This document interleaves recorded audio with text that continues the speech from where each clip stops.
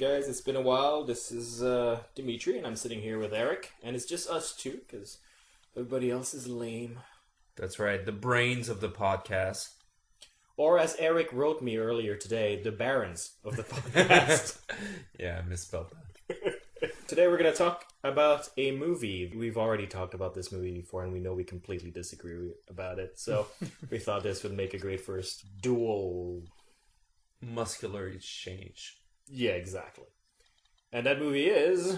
Dead Poets Society. Dead Poets Society takes place in a private school, very hoity-toity, very prim and proper, and we're dealing with a bunch of teenage kids. Robin Williams comes in, who is this kind of radical teacher that tries to make them think. And constantly throughout the entire film, he keeps quoting Walt Whitman and trying to make them into free thinkers, making them stand on top of their desk and calling him, "Oh, Captain, my Captain." And basically, something goes horribly wrong with a student, and everybody starts blaming the teacher that was different. That was trying to do something different with the kids. And we see the impact that this teacher has on all of these students. That pretty much sums it up. Yeah. And you mentioned something, is that he tries to make them think, make them be free thinkers. And that was my main problem with the movie, is that I didn't sense that. What I sense is that he was trying to make them worship him. Because I don't find he taught them anything of value in life apart from worshiping him. Like you mentioned the Captain, my Captain scene. And, by the end of the movie, that's what they do. All they do is worship this guy. They don't do anything for themselves by the end of the movie. They all do it for him all the time. That's not true. They do that. The little mousy kid, Ethan Hawke, who's his first performance, he is so shy. He can't even speak for himself. At the end, he's the first one to stand on the desk and say, "Oh, Captain, my Captain." Yeah, it's like you took me out of my shell. Well, yeah, but he's the first one to stand up and give out his voice to what? To worship him. It's not to worship him. It's to say, you actually made an impact. Yeah, it's still about him and saying how great he is. It's not about the worship. It's about saying you made an impact. What do you mean by worship? No, I mean, all the kids' actions are never for themselves. They're all in relation to how that makes him feel better. Yeah. To a certain degree... Is there any single action for a kid that it's about themselves? Like, they constantly go out and try to imitate what's out there. Eventually, it becomes for themselves. Eventually, they kind of find their voice. What's the first thing that you do when you start, writing a text? You imitate, every single writer that you read. Yes. Eventually, you find your own voice. Yes, imitate. But, so he's worshipping himself, and they imitate him worshipping himself. He's an egocentric. I hate that guy. He's not egocentric. He's trying to take them out of the shell, and he is doing a performance in front of them. He's trying to make it entertaining. He tries to make his classes interesting as opposed to, the boring Latin teacher that's simply Hosae, Hosae, Hosam, Hosa, and they're just bored stiff. They're just, regurgitating everything else. And here he is, completely throwing a wrench into the convention and saying, let me show you something. Let me show you these pictures that you've seen 100 times, but none of you really noticed. Yeah, you know how he does that? He does that by destroying books. And you know who else destroyed books? Yeah. The Nazis. I'm just saying. Yeah. And basically, he doesn't destroy the book. He destroys the introduction that says that this is how you should read poetry. You should make diagrams, and this is how appreciative that it should be. He destroys Frost and Whitman books. He doesn't. He doesn't. He destroys the introduction to the text of poetry. Ugh. So... And that becomes the big thing at the end, where you have the principal that comes back to teach into the classroom, and he says, read the excellent introduction, and it's well, none of us have it in our textbook. And it's aha, there you go. You're kind of forced to think on your own. There's nobody kind of guiding you to this. But Well, guiding.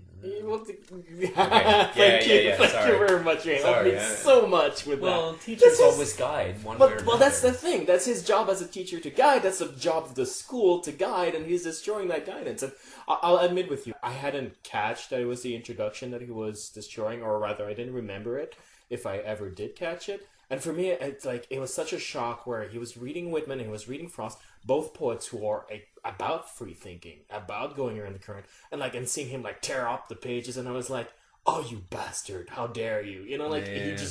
He put me off from the very beginning when he did that. He says it himself. It's not the Bible. It's not a holy text. It's just an idiot that wrote this introduction that has no idea what poetry should be about. And he does. And he does. He's just saying, like, look, you might get it wrong, but at least, say it enough times. Like, read it for yourself. Why can't they just skip the pages instead of tearing them off? Because that guidance is actually valuable. I can understand that guidance is not the only point of view that one should read it with, but it is a valid point of view. It is a valid guide into the book. I don't find it valid. Then again, I'm not gonna rip up books and stuff like that. I'm not gonna do that, but I'm not gonna encourage my students to do it in class.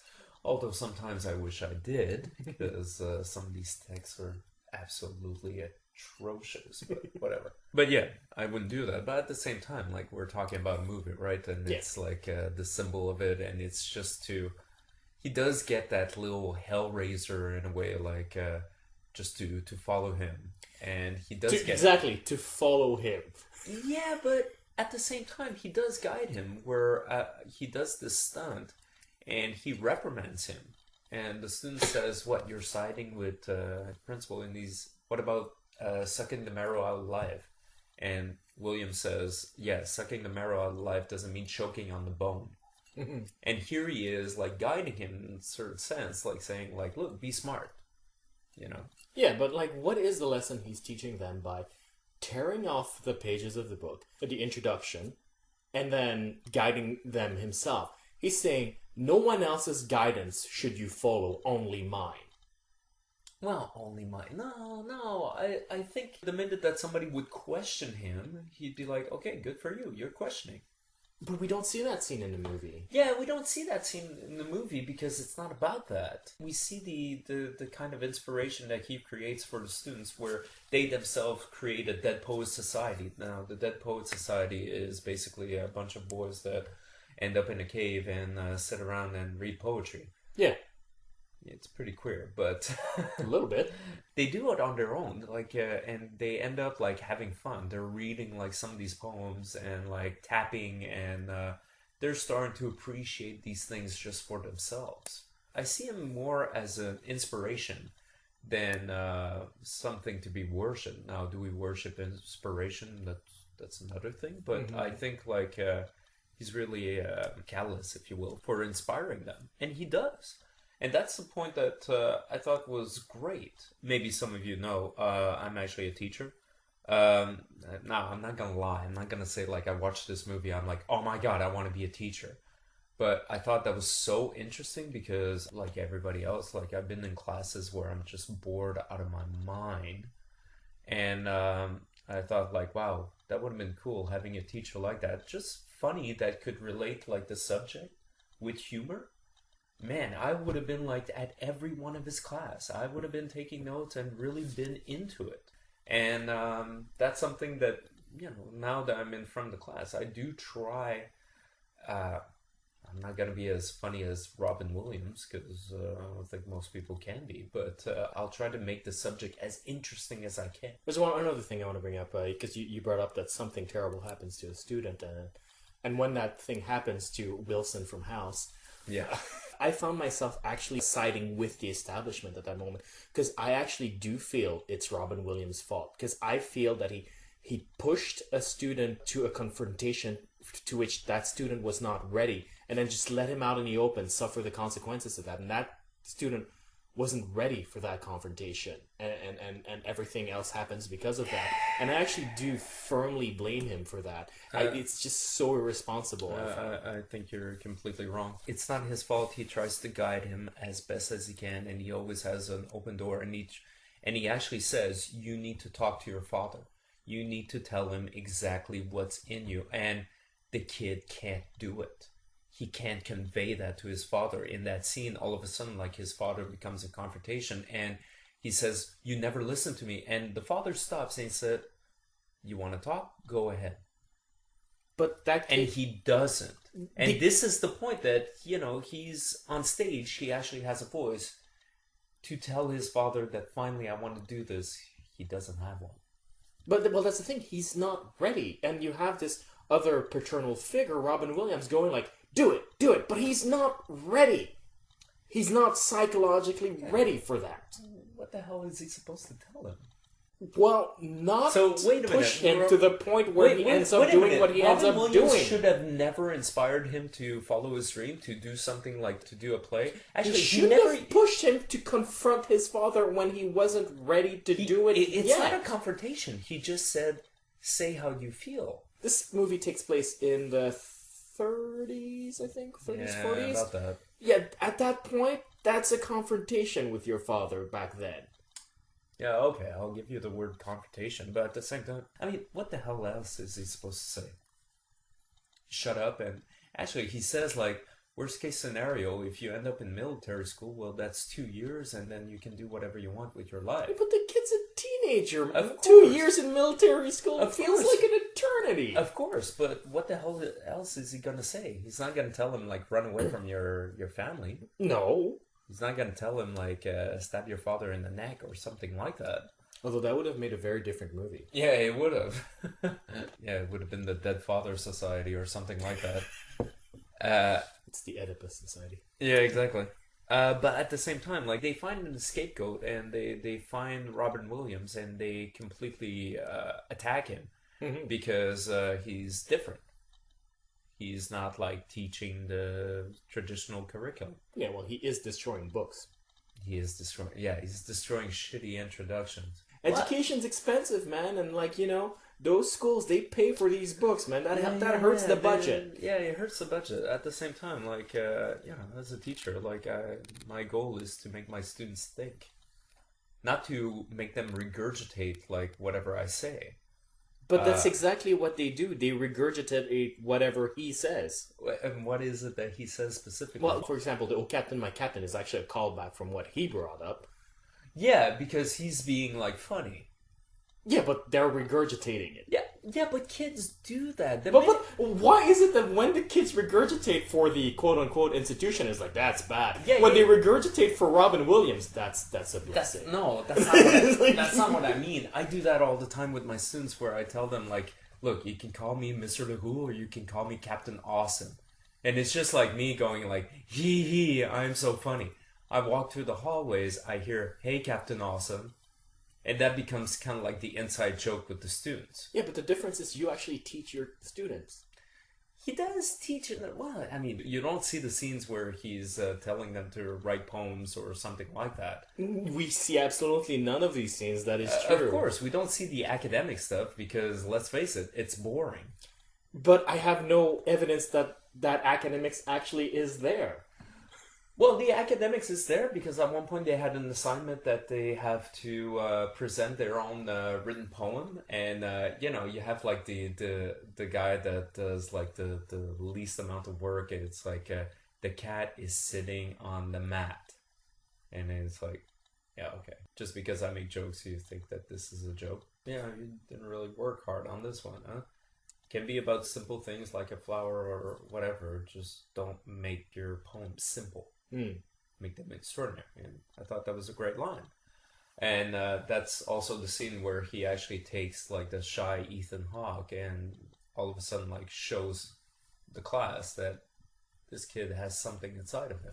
You know, he's so encased in himself and boarded up and so shy and everything else, but there's something inside that's worth taking out. And the ability to worship him.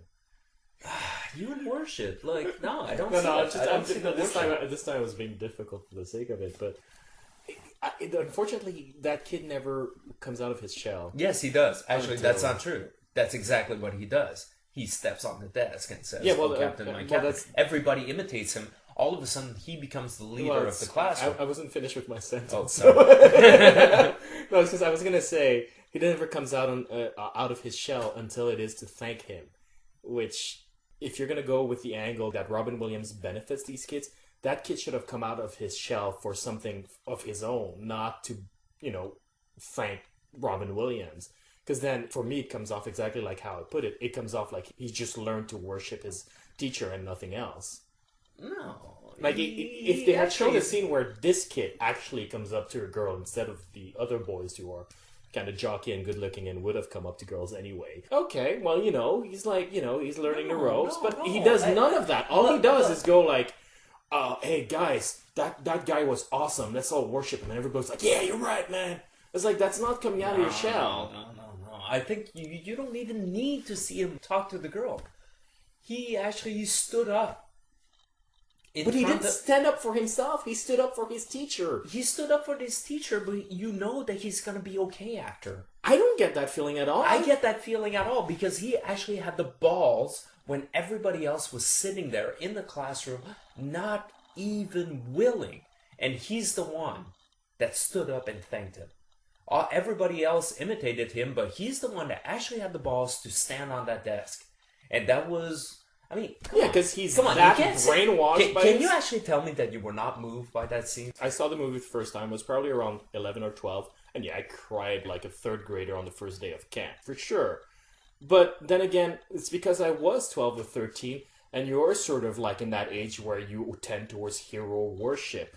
But like, as I watched that movie just a couple of years... Let's watch it right now. I guarantee you're gonna cry. But just a couple of years later, by 16 or 17, I was a little bit revolted by it because I feel to a certain degree, and, talking to you, I know you do that as a teacher. You teach your kids to, stand up for themselves, not stand up for yourself. No, but they don't... I think it's the one part where everybody's like firing...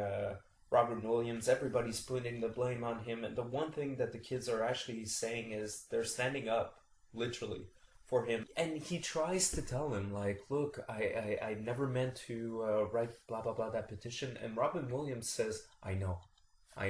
You don't even need to explain. It's fine. He's taking, like, full blame for everything, and he's kind of saying, like, it's fine. He's almost saying, like, please sit down and just continue your life. You're going to be okay.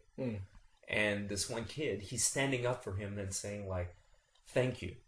Mm-hmm. Thank you for bringing me out of my shell and actually telling me that was worth something. Nobody else has done it. And that kid is living in the shadow of, like, one of the best students that ever graced, like, the school, which is his big brother.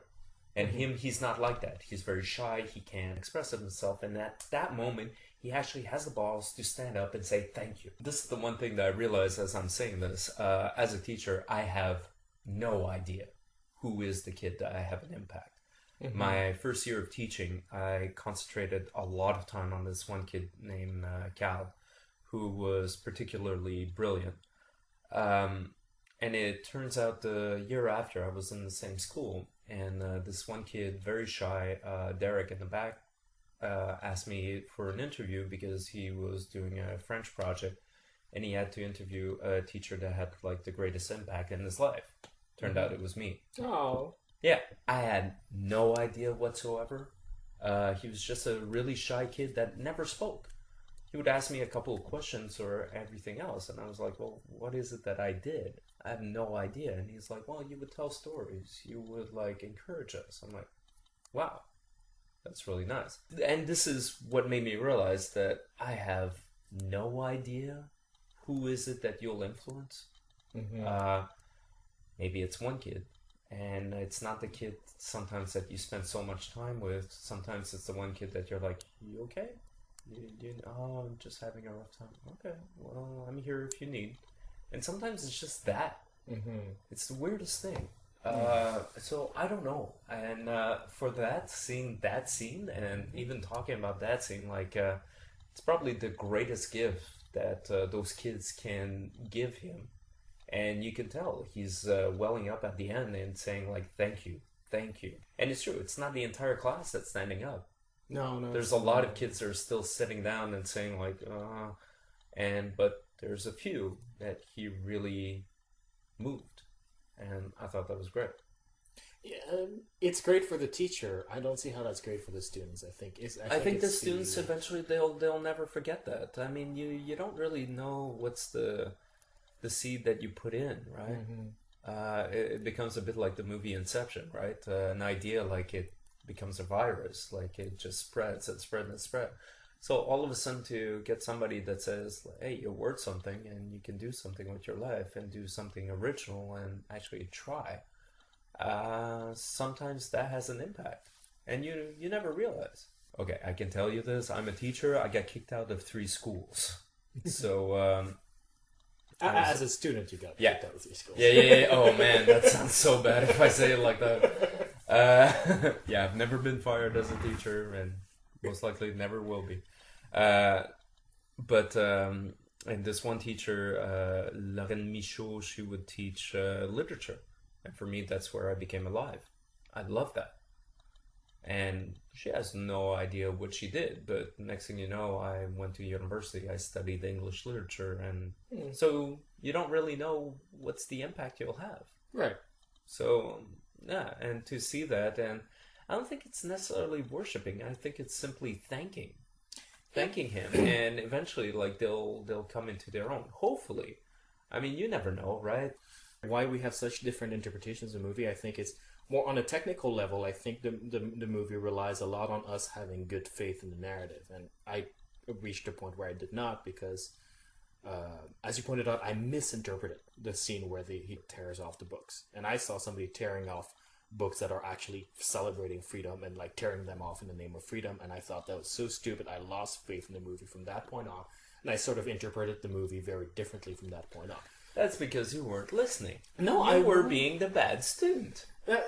Because if you look at the movie carefully, and instead of seeing Robin Williams as a teacher, you see him as a cult leader. None of the students' actions are inconsistent with people following a cult leader, and that's kind of weird to me. But you see that in university. Going to university is basically going into a cult. I agree with that completely. But yeah, I don't necessarily see him as having like a cult in a sense, because if he would have a cult, he would always be there, kind of like, oh, but no, he rarely sees the boys like outside the classroom. Like all of the shots, like basically it's what he says in the classroom that has an impact. So yeah, I don't really see him as a cult. Like if I would see him as a cult figure, he would be there in the cafe and be like, "Oh, this is the way you do the revolution," or "This Well, is how you should do the poetry." You know? He does more or less teach them the revolution. I mean, like that's the act of tearing off the pages of the book. Like there is that aspect in the way he teaches. Yeah. And, Well, again, it there's does fly at the convention of what is. Yeah, yeah. for sure. And to a certain degree, another objection I had when we reached that scene is like, oh yeah, because if there's one thing teenagers absolutely need to be taught is how to rebel against authority, because they never do that naturally. You know what I mean? Yeah, you're right. But at the same time, like when we're dealing with the 1940s, like we're talking about like first time that you're starting to deal with like teenage angst, and all of a sudden like that became something new that was kind of like the blossoming like teenagers in a way, and then you had them, you always had young people rebel against authority for sure. But this was the first time that we were starting to label like teenagehood. Mm-hmm. Just the creation of high school became the creation of adolescence. Because before you were a child, then you were an adult. But then all of a sudden, like with industrialization, you didn't have people that were qualified enough for a job. So what did you have to do? Not that you would warehouse them, but they would have to be more skilled. They would have to learn more stuff. So that's when you create high school. And yeah, in most high school film, like you kind of get this feeling that they're wasting their time. Mm. They have tons of energy and like nowhere to spend it. there is an act of rebellion in tearing up the introduction, but I also think that it's the part that, look, let's shake you up a little because you're just regurgitating everything, like all these dictations and everything else. Look, wake up. I'm gonna make you think. Well, try. And yeah, for me, I think that scene is a bit more of that, like saying, like, look, this rigid way of looking at poetry, this is complete bullshit. Like, let's change it. So I think it's more about that. Let's talk a little bit about the technical aspects of the movie, because It's actually beautiful. It's really well shot. Yes, It's gorgeously shot. this is Peter Weir, right? Yeah. So Master and Commander himself. The campus is gorgeous. The images of fall is And the so colorful. juxtapositions are fantastic too. Like there's for me, I'll always remember this one scene where you get this kid that's biking through like all of these geese, and then you see them like flocking about, and the next shot you just hear them like ah ah ah. The next shot you get like all They of were the having kids. sex. No. Well, you know how geese like their.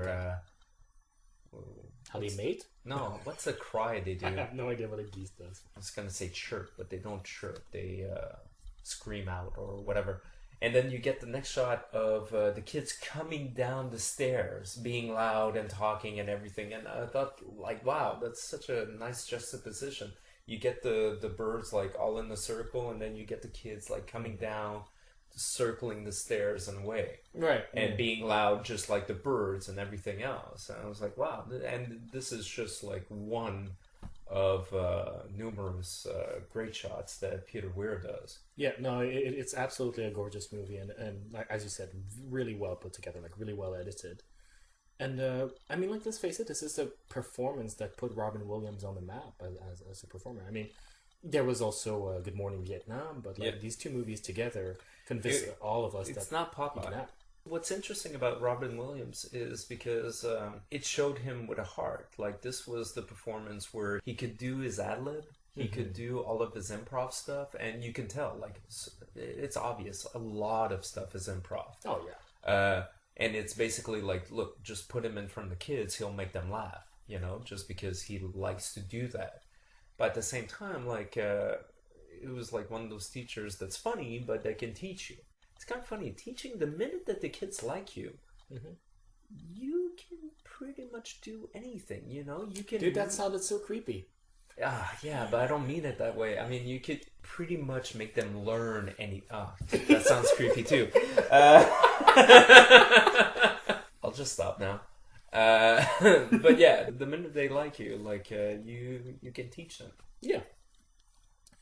But again, then that's the difference in our point of view. I don't remember scenes where he actually uses that. You know what I mean? I see the scenes where he seduces them and gets them to trust him, and he's in a position where he could influence their lives. And then I don't actually see the scenes where he influences their lives positively. The movie takes for granted that part. It assumes that you as an audience are going to assume that he does that because he's a teacher and he's the good guy. But I don't find that the movie actually shows any of these scenes, and that for me is what's missing. There was a great line in the Office, you know, the Ricky Gervais one, and they had like the Christmas special. And the last Christmas special, they talked to the guy that was flirting with the receptionist, and he's saying like people we work with, we're basically sharing like a piece of a floor. They're complete strangers, and every now and again you get somebody that's a ray of sunshine that you've never expected, and that due to circumstances they came into your life like you would never have met them otherwise. And it's a bit the way that I see it in a way for Robin Williams coming into those kids' life. It was a ray of sunshine, like it was something that was completely different that they'll talk about for the rest of their life. Now, will it have an impact? You know, all of those, let's say, 10 students that stood up on the desk, how many of them will he truly have impact? Well, we know that Ethan Hawke, he will have impact. What's he going to do with that impact? Well, that's something different.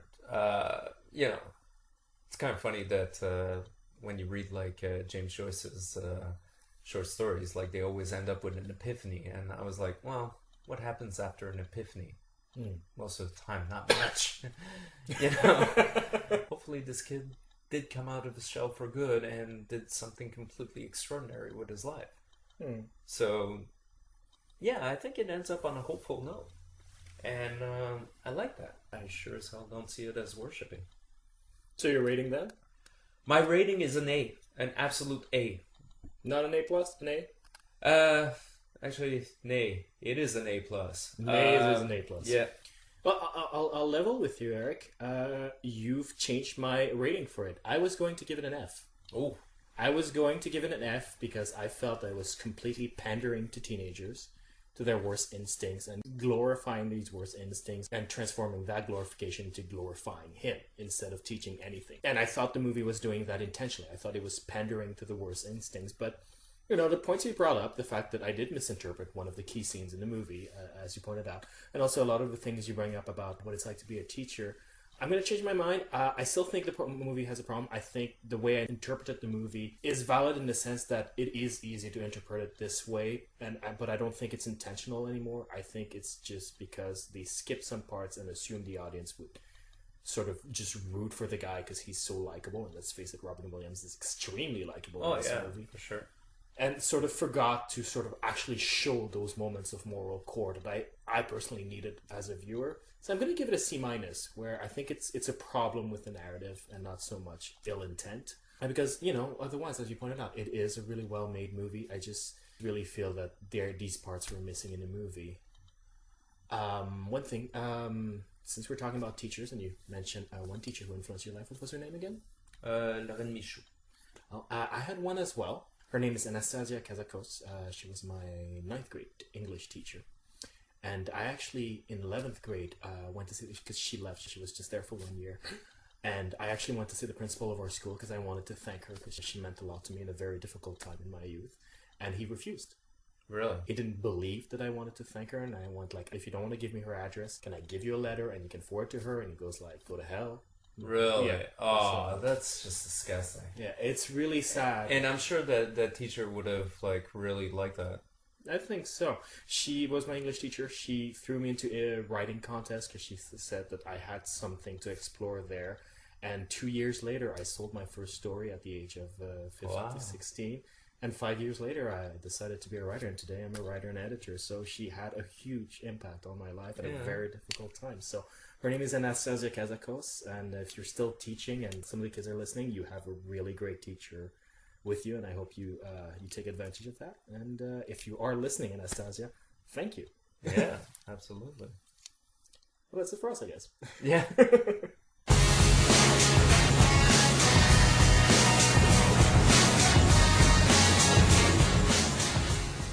Kind of guiding you to this. But Well, guiding you. well, Yeah, thank you, yeah, thank sorry. you very much. You helped Sorry, me yeah. so much with Well, that. teachers This is- always guide one way or another. Well, that's the thing. That's his job as a teacher to guide. That's the job of the school to guide, and he's destroying that guidance. And I'll admit with you, I hadn't catched that it was the introduction that he was destroying, or rather, I didn't remember it, if I ever did catch it. And for me, it's like, it was such a shock where he was reading Whitman and he was reading Frost, both poets who are about free thinking, about going around the current, and seeing him like tear up the pages, and I was like, oh, you bastard, how dare you? You know, like, Yeah.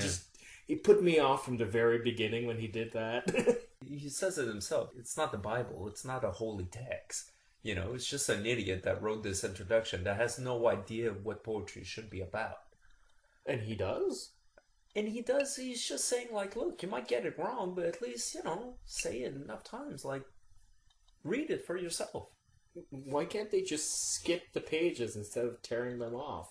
Because that guidance is actually valuable. I can understand that guidance is not the only point of view that one should read it with, but it is a value. He's the first one to stand on the desk and say, oh, Captain, my Captain. Yeah, he's It's the like, first. you took me out of my shell. Well, yeah, but he's the first one to stand up and give out his voice to what? To worship him. It's not to worship him, it's to say, you actually made an impact. Yeah, it's still about him and saying how great he is. It's not about the worship, it's about saying you made an impact. What do you mean by worship? No, but I mean, like, all the kids' actions are never for themselves. They're all in relation to how that makes him feel better. Yeah. Like to some degree, Is there any single action for a kid that it's about themselves? Like they constantly go out and try to imitate what's out there. Eventually, it becomes for themselves. Eventually, they kind of find their voice. What's the first thing that you do when you start like writing a text? You imitate like every single writer that you read. Yes. Eventually, you find your own voice. Yes, imitate. But like, so he's worshiping himself, and they imitate him worshiping himself. He's an egocentric. I hate that guy. He's not egocentric. He's trying to take them out of the shell, and he is doing a performance in front of them. He's trying to make it entertaining. He tries to make his classes.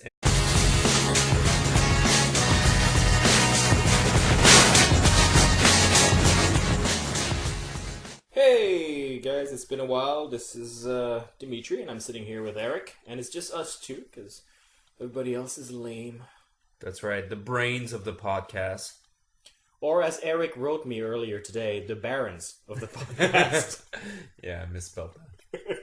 Today we're going to talk about a movie. We've already talked about this movie before, and we know we completely disagree about it. So we thought this would make a great first dual Muscular exchange. Yeah, exactly. And that movie is Dead Poets Society. Dead Poets Society takes place in a private school, very hoity-toity, very prim and proper, and we're dealing with a bunch of teenage kids. Robin Williams comes in, who is this kind of radical teacher that tries to make them think. And constantly throughout the entire film, he keeps quoting Walt Whitman and trying to make them into free thinkers. Interesting, as opposed to, the boring Latin teacher that's simply like, Rosae, Rosae, Rosam, Rosa, and they're just bored stiff. They're just like regurgitating everything else. And here he is, like, completely throwing a wrench into the convention and saying, like, let me show you something. Let me show you these pictures that you've seen 100 times, but none of you really noticed. Yeah, you know how he does that? He does that by destroying books. And you know who else destroyed books? Yeah. The Nazis. I'm just saying. Yeah. And basically, he doesn't destroy the book. He destroys the introduction that says that this is how you should read poetry. You should make diagrams, and this is how appreciative that it should be. He destroys Frost and Whitman books. He doesn't. He doesn't. He destroys the introduction to the text of poetry. So, and that becomes the big thing at the end, where you have the principal that comes back to teach into the classroom, and he says, read the excellent introduction, and it's like, well, none of us have it in our textbook. And it's like, aha. There you go. You're kind of forced to think on your own. There's nobody making them stand on top of their desk and calling him, oh, Captain, my Captain. And basically, something goes horribly wrong with a student, and everybody starts blaming the teacher that was different, that was trying to do something different with the kids. And we see the impact that this teacher has on all of these students. That pretty much sums it up. Yeah. And you mentioned something, is that he tries to make them think, make them be free thinkers. And that was my main problem with the movie, is that I didn't sense that. What I sense is that he was trying to make them worship him.